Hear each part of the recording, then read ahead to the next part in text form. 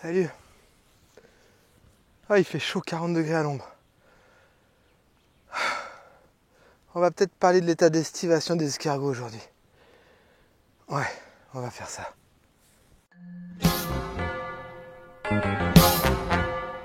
Salut tout le monde. Aujourd'hui, je vous fais part de mes observations sur le tout premier état d'estivation de mon cheptel d'escargots et de mes choix d'action sur la conduite de mon atelier élevage. Mais avant ça, je tiens à m'excuser auprès des personnes qui m'ont contacté pour venir faire un stage chez moi et qui jusqu'à maintenant tout de suite sont restées sans réponse de moi.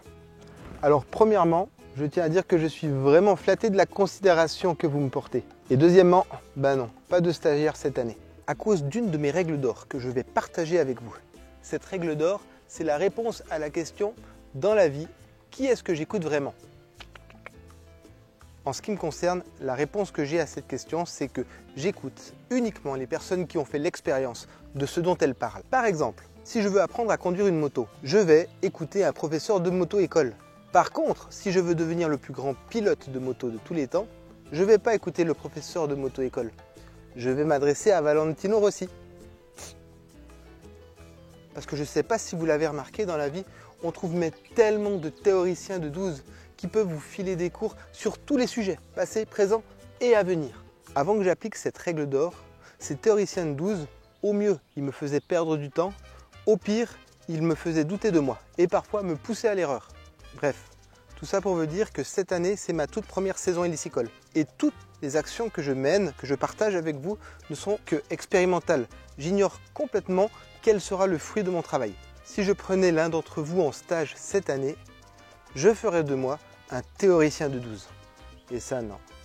Non, je veux pas. Non, non, non. Oh non. Oh non, non, non. Non, non, non. Cela dit, quand ma première saison hélicicole sera bouclée, que mon atelier élevage aura conduit mes escargots à maturité, que mon atelier transformation aura donné des produits subtils en bouche, que mon atelier nurserie aura produit suffisamment de naissins, peut-être même du caviar d'escargot, et finalement que mon atelier commercialisation aura permis que je dégage un salaire, alors là oui, je serai à la hauteur de vous prendre en stage et j'en aurai un plaisir énorme. Petite interruption flash. Si vous aimez mes épisodes, pensez vraiment à faire ça parce que ça augmente considérablement ma visibilité. Vous savez, entre l'écriture, le tournage, le montage et la production, il me faut facile une journée de travail. Alors que faire ça, ça prend que quelques secondes. Ça serait vraiment hyper cool. Ah Cisco, toi t'es déjà abonné. Toi tu t'es abonné, t'as liké. T'es abonné, t'as liké mon poteau. Ouais. Cette semaine, grosse canicule en Dordogne. Et partout ailleurs. 40 degrés jour, 25 degrés nuit. Pouf. Donc tout mon cheptel d'escargots s'est mis en estivation.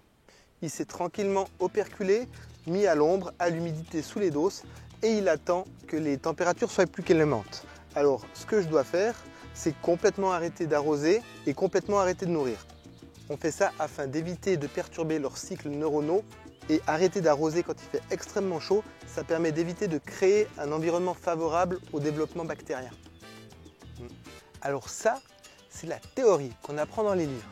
Parce que dans les faits, moi pendant la nuit, je vais observer mes escargots et j'en ai au moins 30% qui ne sont pas du tout en état d'estivation. Les trucs, ils se promènent comme ça. En fait, ils slaloment entre ceux qui dorment. Alors qu'est-ce qu'on fait quand c'est comme ça? En réponse à cette observation, j'ai décidé de continuer de nourrir malgré tout. Parce que je me dis qu'il y en a certains qui ont la force de s'éveiller, malgré le manque d'humidité, donc ils cherchent à manger. Et au pire, je vais gaspiller de l'aliment, c'est tout. Par contre, l'arrosage, je ne vais pas du tout le faire, je vais mettre aucune goutte d'eau. Parce que là, oui, il fait vraiment trop chaud, j'ai trop peur de réveiller ceux qui sont endormis et j'ai aussi trop peur de développer un environnement bactérien. C'était le coq. Pour ceux qui sont réveillés, je vais tuer le coq, je reviens. Je disais, pour ceux qui sont réveillés, je me dis qu'ils ont trouvé suffisamment d'humidité dans le sol pour réussir à s'éveiller.